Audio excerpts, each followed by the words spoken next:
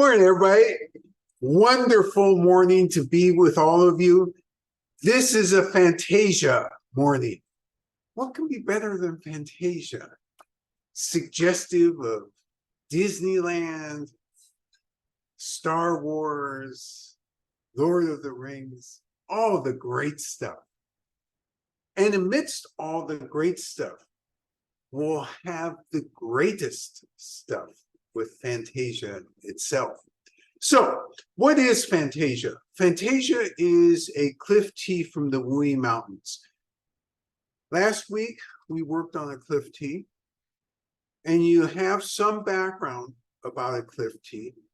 Let's deepen our knowledge of cliff tea, and we're going to deepen our knowledge of history. But before we do that, let's talk briefly about shop news. So we've talked about the fact that we're thinking about a trip next year.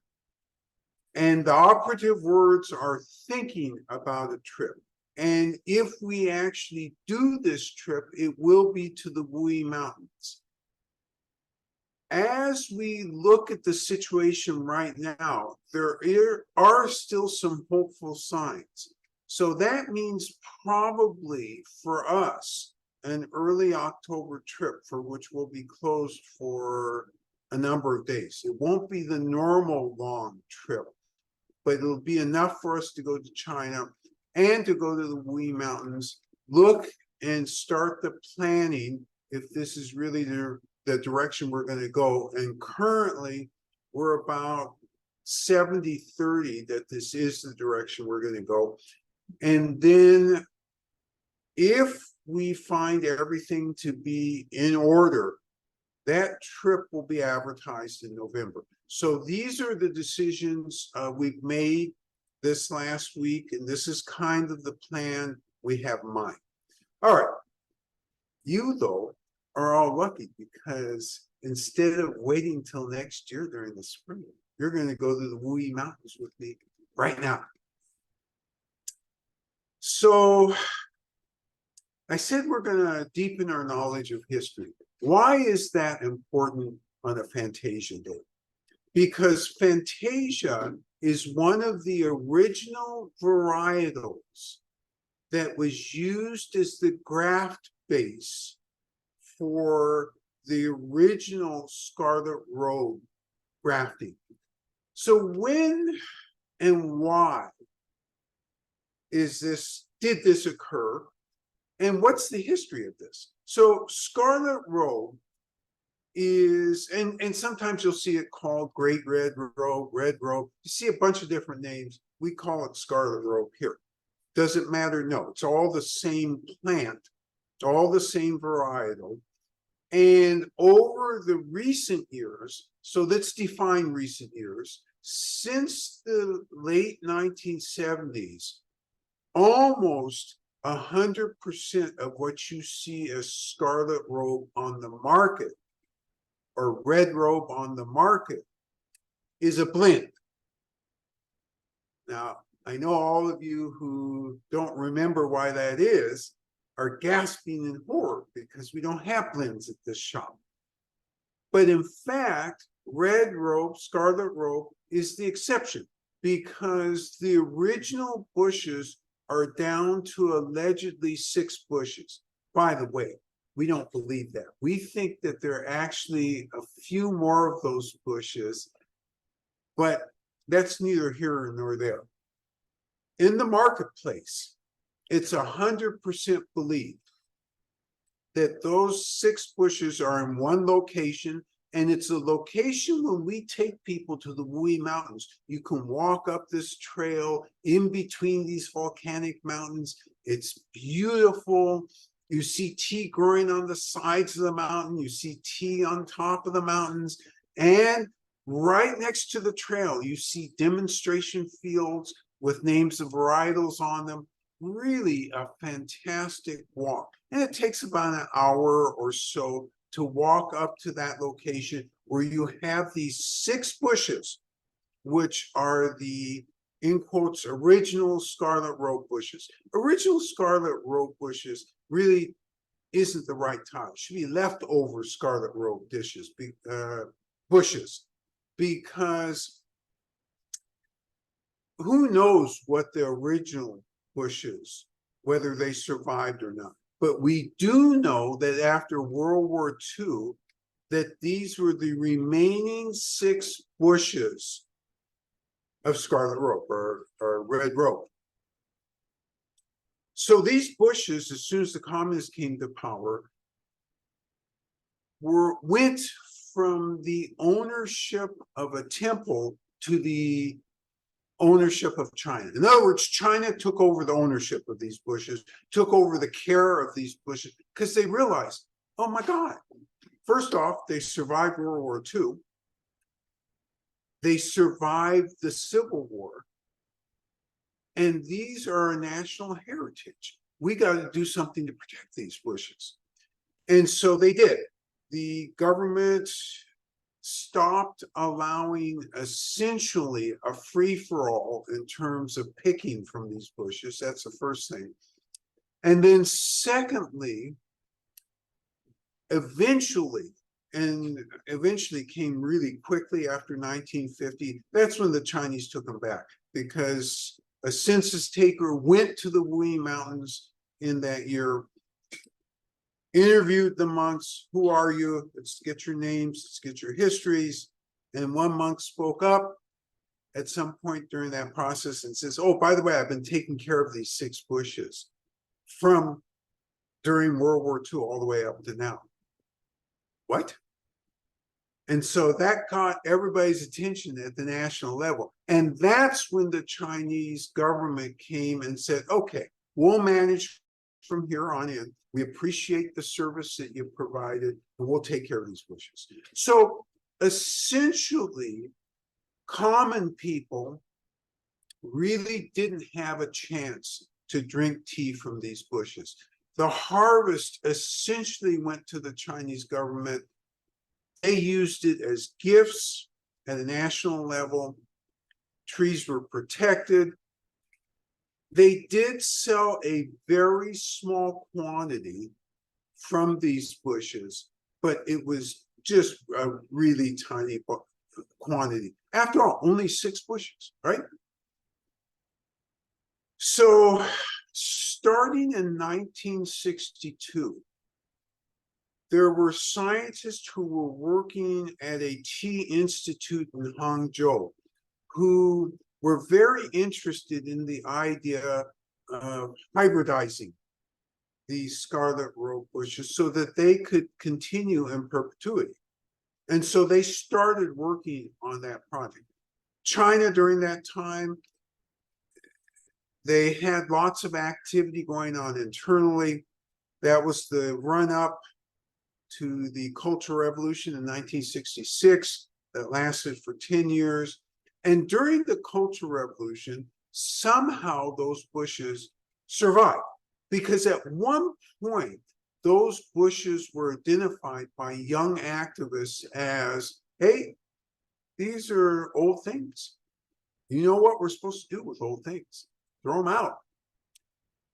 A combination of internal people as well as external to the Wuyi Mountains intervened to protect those bushes. So they survived. And essentially during the Cultural Revolution, all work that was related to hybridization of scarlet rope, for the most part, came to a halt. If it didn't come to a halt, it slowed way down. Cultural Revolution ends. Everybody's, the scientists are back in the universities and institutes gradually over the next couple of years, 77, 78, and they start working on these projects again, except they're working with more urgency now because they really want to go through a hybridization process. Because as China's opening up, people already are starting to make some more money. And as they make more money, they're looking for things as you get to the 1980s to spend the money on. And one of the things is tea like this. What is tea like this? Tea like Scarlet Road. In other words, legacy tea. Tea of the most famous lineage. And so every year from the 80s on, the Chinese local government auctioned off Scarlet Road. They also took a portion of that and sent it to the national government, because the national government says, yeah, we want some of this as well, because we're going to use this as gifts. But then there was a little bit left over that they auctioned off. The last year that the auction occurred was in 2006. And in that year, wait a minute, 2007, my mistake. In that year, the auction was the equivalent, the auction value was the equivalent of about $2,000 a gram.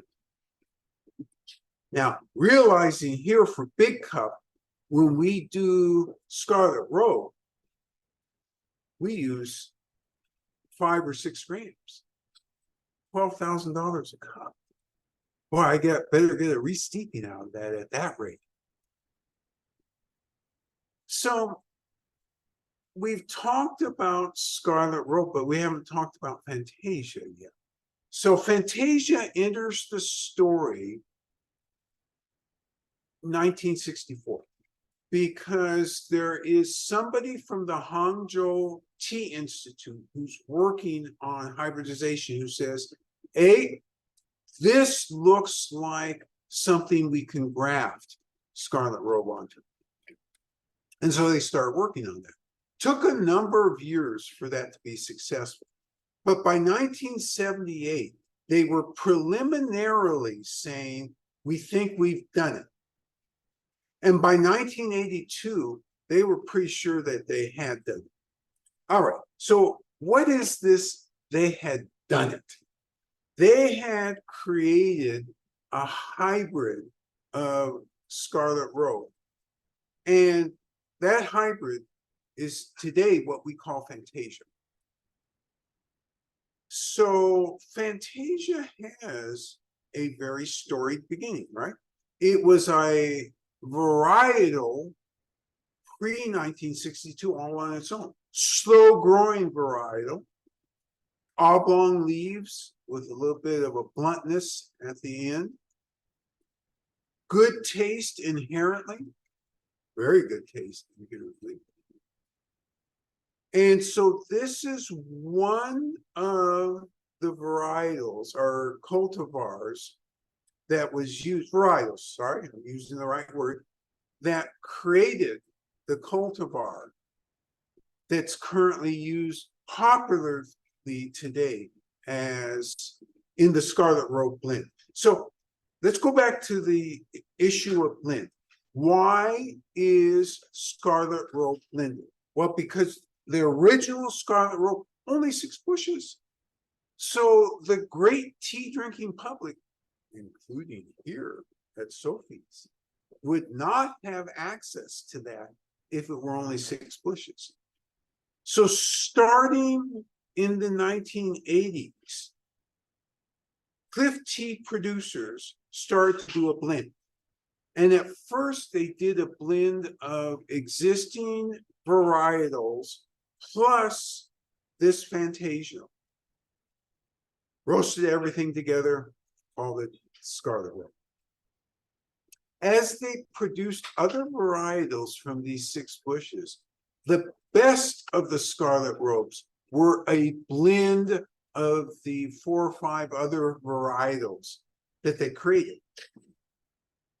LCSers thought, what a great opportunity for us to ply our craft.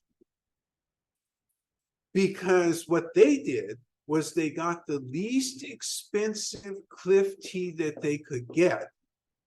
So that was outside of the mountain. They roasted the heck out of it. Then they put the title, Our Country's Great Scarlet Robe. And then they sold it for a ridiculous price, given what the inputs were. Over time, of course, as the Chinese government cracked down on this, particularly the local governments cracked down on this practice started to go away. Is it away completely? No. You can still find fake scarlet robes. And fake meaning that it's not the standard way of doing a blend of scarlet robe. Over roasted, not good, and you wonder, why did I pay this money for this thing? Versus when you get real scarlet robe, using the varietals that were originated, or the cultivars, I should say, that originated from these 6 bushes, that's a different story. Plus, those are not roasted to the degree that these other things are roasted. So the result is you get more of the inherent flavors. Fantasia has a fabulous inherent flavor, which you're going to find out shortly. But that is the history, the interesting history of what Fantasia has undergone. So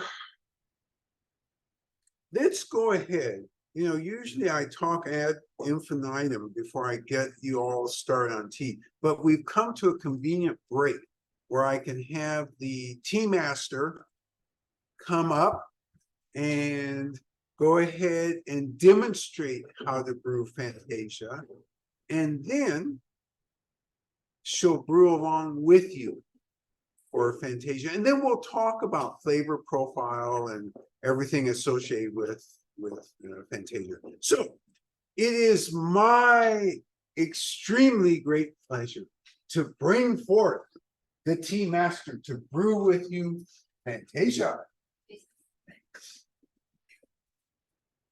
你好，早上好。we do 乌龙茶，乌龙茶，乌龙 tea, Fantasia. So yeah, so this is the. I'm not changing for the So today I will the traditional for the Chinese. Traditional Chinese outfit. Yeah. This I working with in China. So also so same so everybody. So when you put in not this style, no, same. That you can compare the size, which one is large, small, but this is my key. I hoping. Okay, so John help me. So she set up a normal tableau. And whether you're doing small cup or large cup, you'd have a tea tray or a tea table.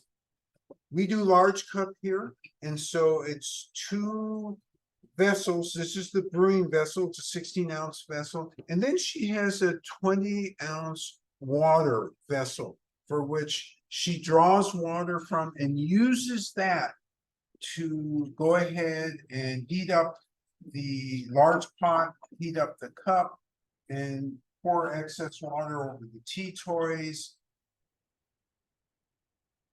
And we use 200-degree water when we're doing this. And you should do the same. If you use slightly hotter water, it does not matter. If you use slightly cooler water, it does not matter. We use 200 though here. And so you notice that she takes the time, Tea Master takes the time to pour on the outside of the clay pot. That's an Yixin clay pot she's pouring over. And why is that? Because cliff teas uniformly should have a pot that retains heat. Cliff Yixin pots retain heat the best.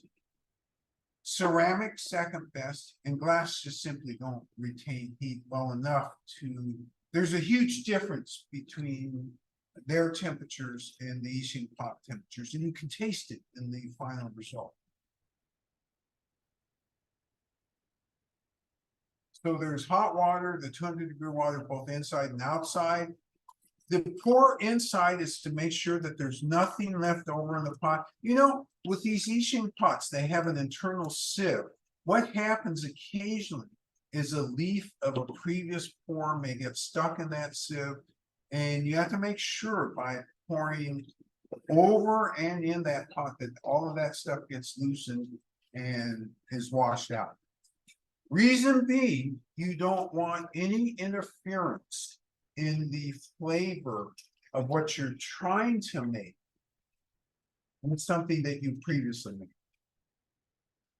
The tea master is pulling out bag number 2, Fantasia, 5 grams. I'm sorry, yeah, it is 5 grams. 차针 Technically a tea needle.茶海 but yeah, this style, okay? So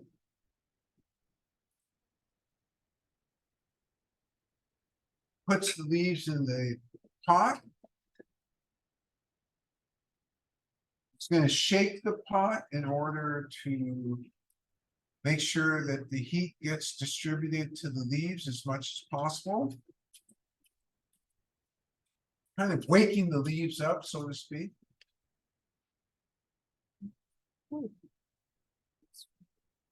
And then she draws the 200-degree water. In the meantime, I put on 3 minutes.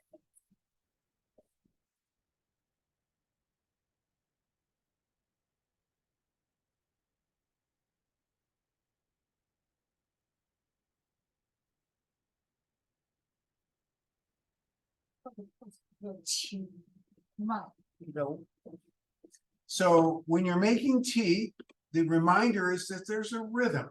So you're not in a hurry. You want everything to be clean. You want everything to be rhythmed. In other words, in a rhythm.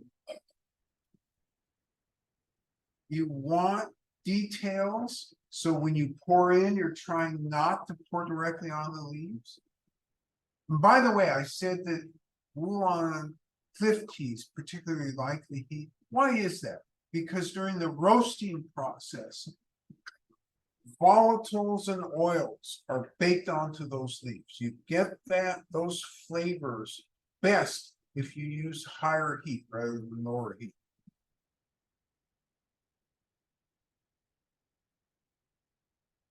Okay, the timer is set for 3 minutes, which I'm going to hit. And let's continue. So for Fantasia, this is not the same Fantasia that pre-1962 Fantasia was. So this is the cultivar. That's what you're having here. And so as you think about this, for those of you who've had Scarlet Grove and Red Grove, you'll start to identify a flavor profile that in some of the Scarlet Groves, you'll be able to actually pick up depending on how it was blended together. This is almost always an important base to all of the higher level Scarlet Groves. So you heard me refer to cliff tea outside the mountain. It doesn't sound like cliff tea to me at all. It's just outside the mountain tea. But what's really referred to in that reference is outside the Wuyi Mountains. And what they really need is immediately outside the Wuyi Mountains. So within 20 miles of the Wuyi Mountains. That's what they need. They don't mean in Sichuan, they don't mean in Yunnan, other provinces. They mean they're within proximity of the Wuyi Mountains. So does this varietal come from that specialized area in the mountain? Or does it come from the area that's right beside in the mountain? Or is this outside the mountain? This one's the area that's half in the mountain. So it's the one that's right beside it.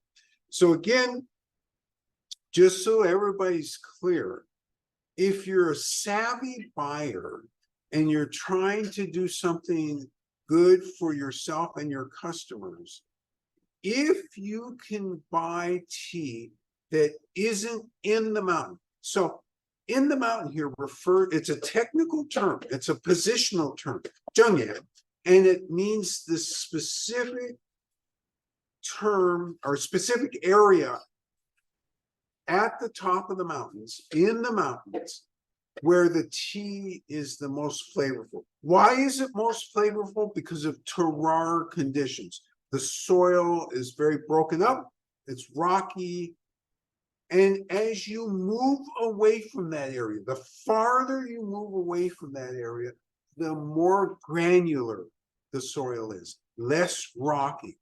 So I ask you this. Let's say that in the mountains is this cup. If you get tea from half in the mountain right beside the cup, is it going to be that different from in the mountain? And the answer would be no. Well, it will be significantly different. And the significant difference is, hey, it's on the wrong side of that line. It's much cheaper. So by what percentage is it much cheaper? Sometimes as little as a fifth or a sixth of what that other side of the line is. And then if you're getting deep in the mountain, I mean close to the center of that mountain, then this could be as little as 1/12 or 1/20th of what that tea cost is right in the heart of the mountain. So position in Chinese thinking makes a huge difference. Terroir is the factual definition of that difference. And from a consumer difference, price is the other part of that difference. All right. So let's look at this color. Is that not a beautiful cliff tea color? I'm gonna smell this thing. I have no self-control. Oh my goodness. All right, we're going to enter the quality arena now. My favorite place to be. So what's that quality arena? That's where we're talking about astringency, mouthfeel, aftertaste, and energetics. What are energetics? You know, the tea cultists say, oh, it's tea this, tea that, or it's, you know, this thing related to Taoism or Buddhism. Tell you what, let's make it simple for you and I. For you and I, it's the feeling we have after we drink it. Maybe we feel warmer. Maybe our extremities feel warmer. Maybe our belly feels warmer. Maybe we feel cooler. Don't know yet. We're going to test that. That's what we're testing. That's the notes we're taking about things that are tangible. All these esoteric things, which are real to people in those disciplines, are not really easily available to us. Not at all. Because until you've studied all the reasons that they're calling out something one way or the other, the words are confusing. Because, for example, Chinese traditional medicine has the word cold. And you think, oh, this thing is cold. Oh my gosh. Maybe ice in it? Oh no. It's a quality of how the food is supposed to interact along your meridians in your body. Now, that's as simple as I could say it. Is it very meaningful to you? If you're in the TCM practice, it's extremely meaningful to you. But if you're not in the TCM practice, you're thinking, the meridians, do I have to get a globe out and find where the meridians are? Do I live in a place where it's colder? No, not those meridians, body meridians. So that's why when we talk about energetics, I'm talking about truly the feeling. All right, let's enter You're not doing anything except watch me enter the quality arena. And this is a 200-degree temperature cup of tea. So we have to inhale this first sip. When we're not blowing, we're inhaling. Blowing, why is that not correct? Remember, as you're inhaling, you're also smelling, and you're getting the full feeling of this tea.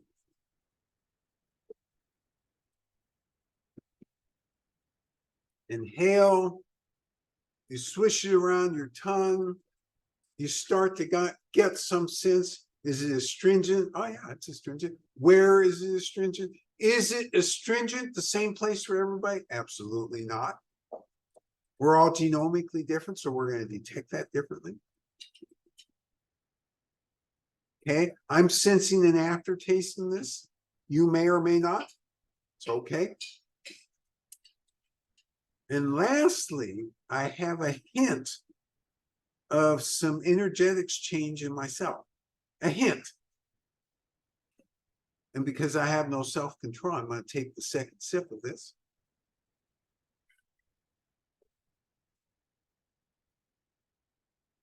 On the second sip, what am I doing?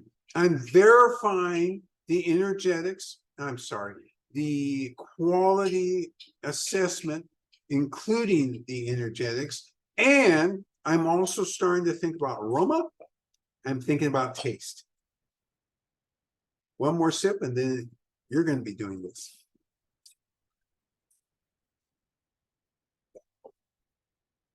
Okay, it's your turn to brew with the tea master. So go ahead and make sure all your equipment is in good order, clean. Your water is heated to 200 degrees. Your timer is set for 3 minutes. 3 minutes, 30 seconds if you're using a ceramic pot.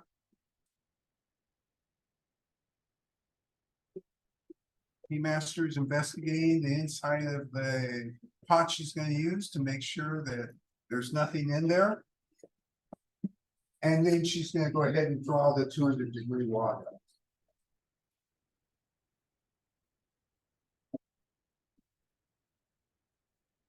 And you can pour direct from the kettle, or you can do what she did, which is to draw it into another E-shaped pot and then pour it into the second pot.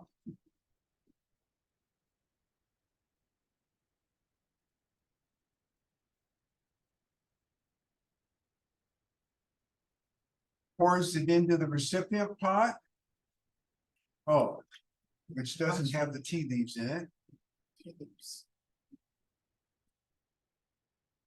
Making sure that everything is really cleaned up.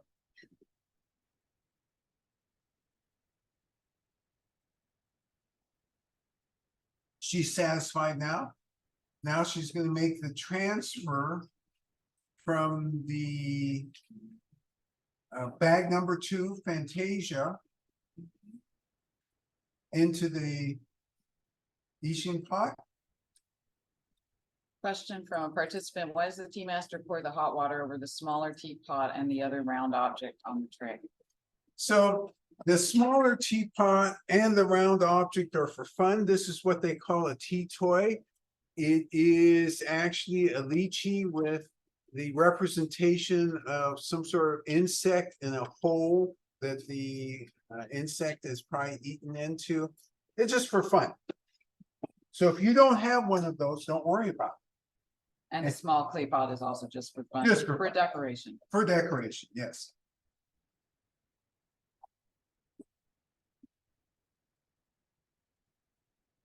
Tea master is drawing the water.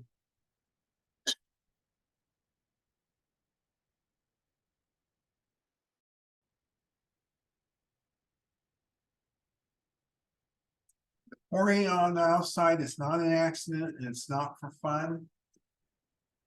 It's to heat the pot, make sure uniformly as hot as possible at this temperature, 200 degrees.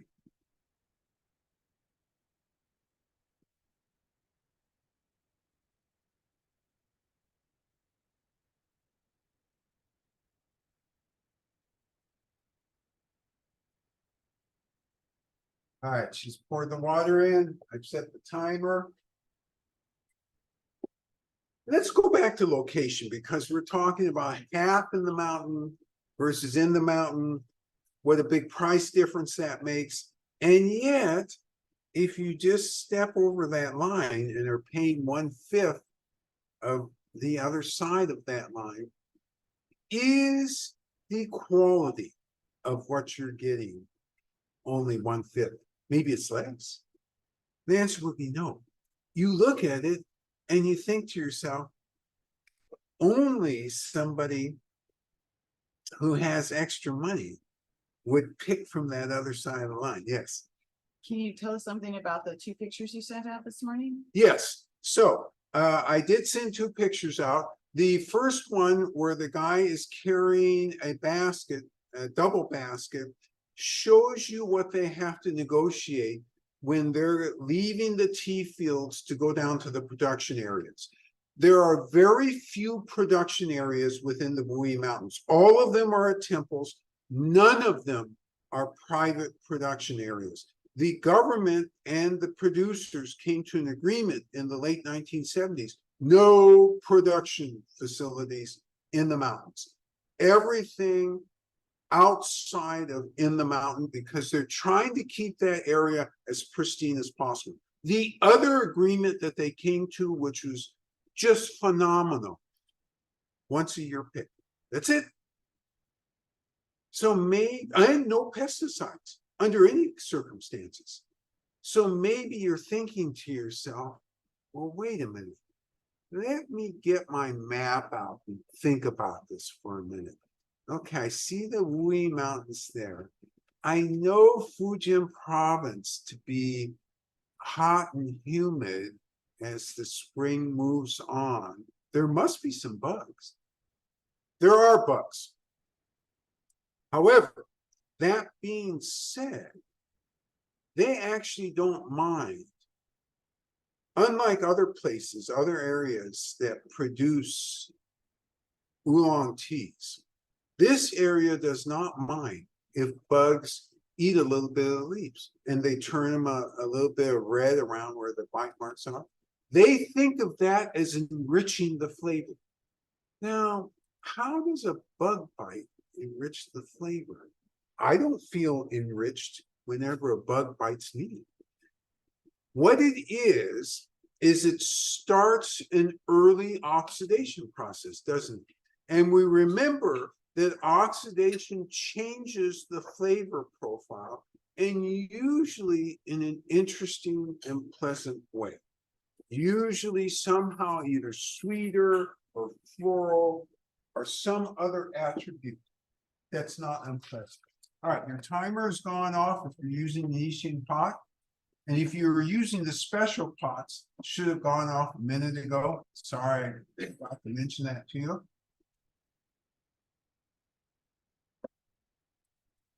You're separating the tea liquid from the tea leaves. Ishin pot has a sieve inside. It's not a sieve, it's actually carved into the handle or into the spout, not the handle, and the spout. All right. And you see the beautiful color of this thing. Yours should look somewhat like this color. If it doesn't, that's not really good. But if it's close, that's fine. And you're going to enter the quality arena. And we've talked about this quality arena before. And before you actually enter it, your senses will be surrounded and engulfed, so to speak, by some sort of aroma. So you're going to make a judgment about that. And you're going to slowly, because this is 200-degree water, enter this quality arena. Yes. Participant says the aroma is delightful, very complex, hard to identify specific flavors as well, elusive, and I'm uncharacteristically gross. Love this description, and I'll tell you what's so absolutely perfect about it. Complex aroma, hard to separate out exactly it, and this is typical of Americans. Americans like to, and not just Americans, many people like to divide and get a component here and a component there, as if the sum of the components is going to equal a part. The reason this is such a good description is so many of the cliff teas at the end of the day, it's about the feeling you get either from the aroma or from the actual tasting. It's not so much parsing the particular flavors. It's fun to parse out the dominant ones. That's fun to do, but it's not really as necessary as understanding complexity and feeling. When you're able to do that, you can move up the line in terms of participating in judgments about cliff teas. The best of the cliff teas, there really isn't much in the very beginning you can say, except the complexity. If you start trying to say, oh, it's got this thing and that thing, you taste 2 minutes later. No, it doesn't. While folks are figuring out their other observations, there was a second picture also, I think, of somebody with tea leaves on a tray of some kind, maybe bamboo. Thank you for the reminder. So let me finish the first picture explanation, then I'll go to the second one. So that trail many times is more than 10 miles long. And what they have, both of those containers hold about 40 pounds. So they're lugging down about 80 pounds off the mountain. They're doing it rather fast. And it's almost like Pony Express. Every so often you have changing stations and the next person will continue down. Why does it matter how fast it gets down to the processing facility? Well, let's think here for a moment. You got these leaves in this basket, just picked, okay. And as they're going down the trail, it's kind of this motion, some leaves moving up now. Oh, what's happening when that's happening? Bruising the leaves. So you're already starting a process of oxidation. Do you like uncontrolled oxidation? Maybe you do, but the farmer does not. That's why it's got to get down to the production facility as fast as possible. Uncontrolled oxidation, when it's full of water, you simply can't control. And that's why first step, once you get it down to where the farmer is you wither. You gotta get that moisture out of there. And that, by the way, will slow down the oxidation right away before you go into formal oxidation. And we talked last week about several of the steps that they use on that. And each farmer, each production facility in the Wuyi Mountains is different. And as such, if you want an exact description, the answer is it doesn't exist, except by farm, except by farmer, except by production facility. So the second picture was a picture of a bamboo, round bamboo tray. And this farmer is demonstrating the shaking technique when you're bruising the leaves on purpose. And you notice this farmer has control of those leaves. They're not all over the place. And again, if you ever come with us as a guest to the Wuyi Mountains, one of the things they'll offer many times is for you a chance to shake one of these things. Sure looks like fun. And what could be hard about that? It's leaves, after all. How hard are leaves to control? Hey, there's no wind in that room. So it just should be up and down. Leaves go up and then float right back down to where they're supposed to be. Somehow, every time I do this, there's a comical amount on the ground. It's as if something is physically wrong with me that I can't get those leaves back on the bamboo tray. It's so embarrassing that nowadays, whenever I'm there, oh, would you like to do this? You know what? I've done this before. I'm really good at it. Why don't you all do it? Because I'm not good at it. I'm terrible at it. And what this is really saying is there's a coordination in doing this. And you see them kind of moving their hips and moving their arms in a certain way. And if you have to think about it because it's not embedded, you're not going to be very good. If you've been doing it, and this particular farmer that you're looking at has probably been doing this for 30 years. And so the sense of this, he could have his eyes closed and every single leaf would be back on that tray. So that's one was a picture to give you a sense of outside or half in the mountain, what they have to negotiate to get down to the production area. The next picture was, hey, this is one of the hardest processes when you do this by hand. That's why when you think about it, why not do this by machine? So much easier. So we lose so few leaves. And as an outsider, I might be tempted to do that because I lose so many leaves. But the reality of the situation is when they make these movements, they have a specific objective. And that objective is to get that leaf to land on its edge. Oh my God. Before I told you that, you were thinking, well, hard enough to get the leaves back on the tray. They have to land on the edge? That's kind of like magic. So it's magic that's learned over a number of years of doing it. So as we move further down the process here, last week I told you about how long it takes through the roasting process and that they usually do 2 to 3 roastings, for some of the teas up to 6 roastings.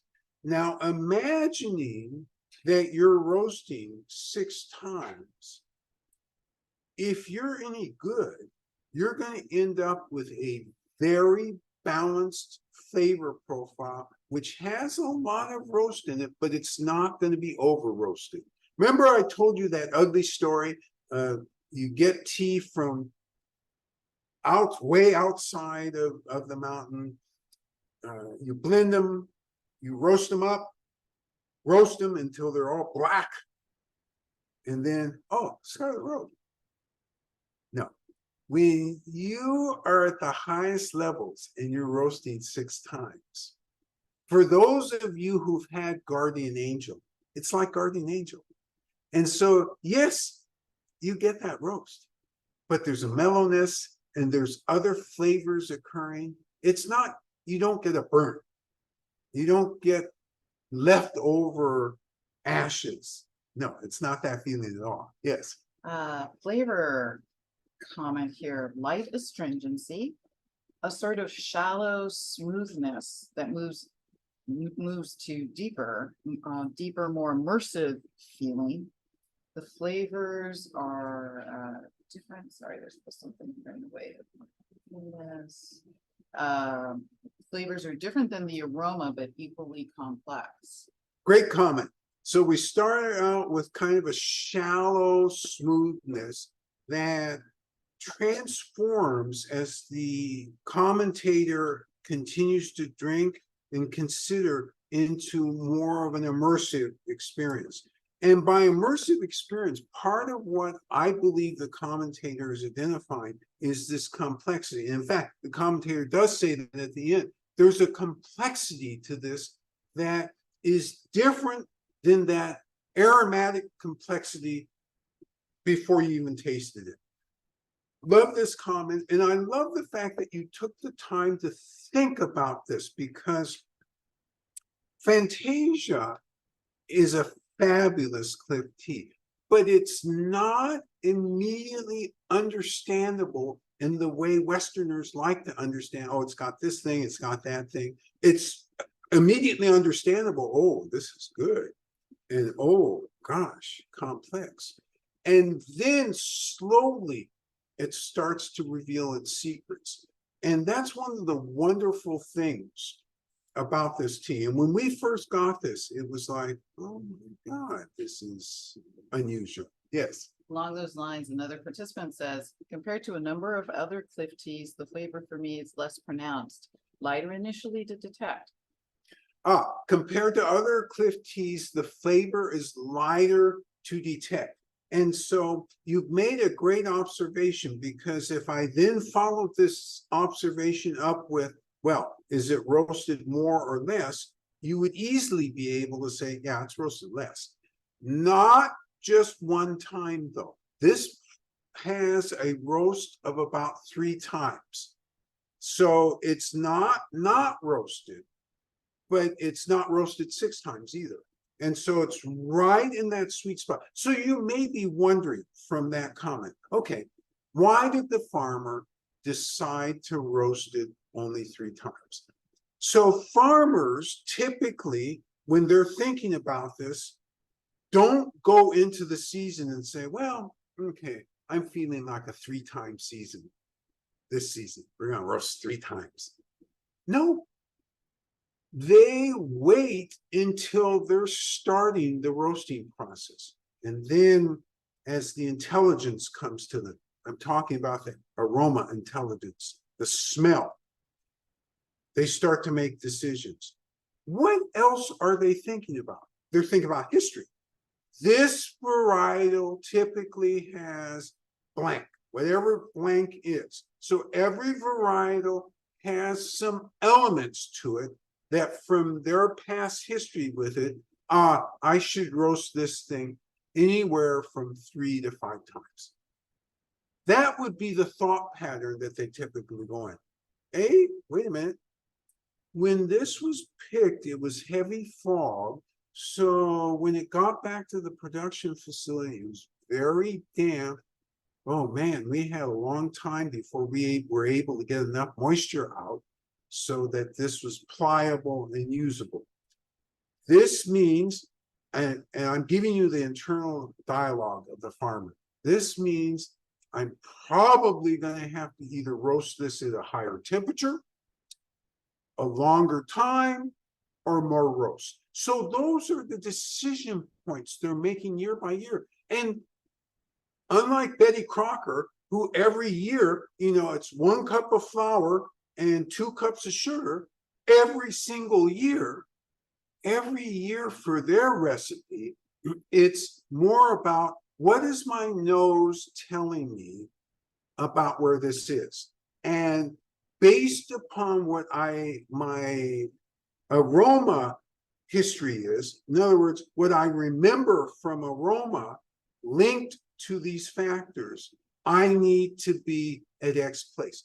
This is why when you ask specific questions, okay, are they using some sort of machine to measure, whether the water is X% in the thing? No. I mean, they could, but that would negate the experience that these farmers have. So a newbie would use a machine, right? Because they learned in agriculture university, yeah, you got to get this down to 5%. Okay, dutifully getting it down to 5%. And then, at the end, it's got to be down to 3%. Okay, dutifully get it down and roast it down.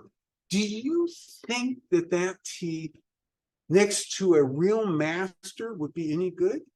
No, you would always take the real masters, even though they don't have all the machinery. Yes. So that means the farmers go into this enterprise or learn from this enterprise that every year will be different, and that they're going to be rolling with which I get more with green tea, just almost by definition because of the delicacy and the weather having such a huge impact on what can happen next for processing. But same thing then for something similar to oolongs, is that every year they have to be creative? Excellent question. Yes, every year. So the question is, when you think of green tea, you realize the farmer's only going to be with that green tea for about 12 hours at most. Therefore, all the decisions they make are really crucial decisions because they don't have that much time. And therefore, since the Wulong farmer is with the tea for so long, 3 to 4 months, are they as careful by step in terms of decisions? Does each step require a critical evaluation? So here's the bad news. The bad news is it's more critical. Many times as cooks, when we're cooking, if we make a mistake on step 2, there's some techniques we can kind of cover up that mistake. Oh, we didn't put enough sugar in. Okay, let's throw in more blueberries. Okay, let's just get those blueberries. Oh, these blueberries aren't sweet enough. Let's get some sweet strawberry. There's always steps to kind of correct previous steps. The sad thing about these high technique, mini stepped teas is if you make mistakes early, you're messed up for the whole cycle. It's very hard to correct. Now, the farmers and the tea purveyors who aren't exactly honest with you, in other words, they're practicing legerdemain when they speak to you. Oh, don't worry. You know what? You can go home and just roast this up a little bit and you'll get that really great roasty flavor.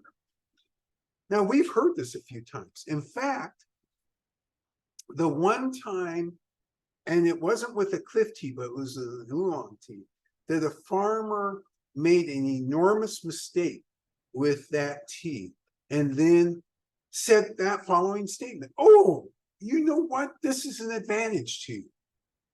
I'm thinking to myself, this is an advantage to me. Now, explain this advantage again. Oh, you're going to get to go home with this 100 pounds of mistaken oolong tea. And, by the pound, just roast it up a little bit until it smells, really good.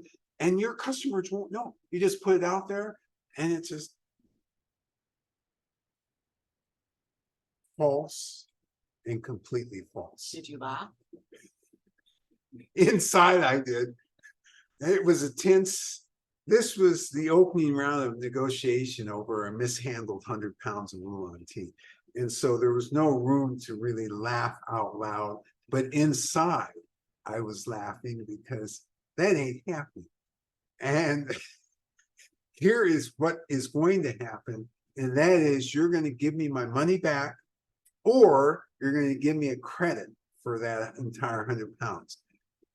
Turned out I got the credit for it, so that worked out just fine. And it turned out that the farmer really knew better and said those words in order to hopefully placate me and the tea master so that we would move off to another subject. But the farmer had actually had a disaster, so they were trying to make up for this disaster, but they hadn't told us the truth. And so we eventually came into a great relationship with this farmer because of this rigmarole, in the sense that we said, okay, because we found through a back channel that what had happened is his original crop had gone up in flames when his storage facility went up in flames. And so he had rushed around to other farmers, tried to do something very fast, and the results were terrible, not what we could serve to you. And through back channels, we learned this story. And so really what we said to the farmer is, we're going to give you one more chance, because nationally, you're a well-known farmer. You're famous. And you don't want this story getting out. We don't want this story getting out. You're going to repair this. That's the first thing. But more importantly, we would like to be able to continue to do business with you. So in the future, should anything happen, a rat sleeps on the tea accidentally, anything, you will tell us first so that we can make a decision. It's really important. This is a trust level that we have with our farmers.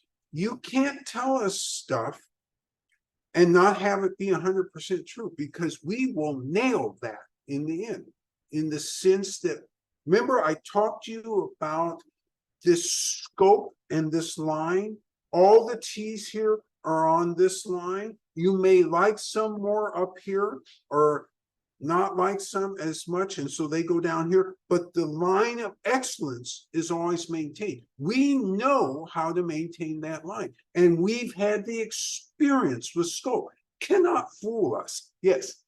Another tasting comment. A participant says, near the middle of the cup, I'm just now starting to detect a slight hint of sweetness. Great comment. This commentator waited till the middle of the cup, which was smart, because now that complexity, they're able to start to separate. And so they've separated sweetness. This Fantasia definitely has sweetness in it, but it's hard to pick up initially, but it's there. And as you get down further in the cup, it becomes apparent. So, if there are no more comments, then I think I have, as usual, overspoken.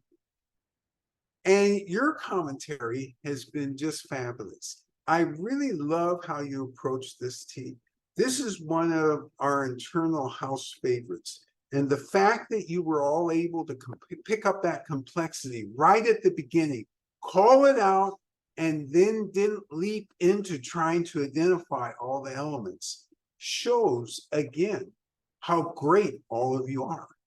You all could go in this business and be very successful. Nonetheless, no need to, because we're here. Next week, what are we going to do? You know what? I'm feeling we need a change. I think next week we're going to do a yellow tea. Hope that meets everybody's expectations. Your responsibilities this week are to stay safe. You know, COVID and everything else is rearing its head again. You know, let's avoid that if we can this week.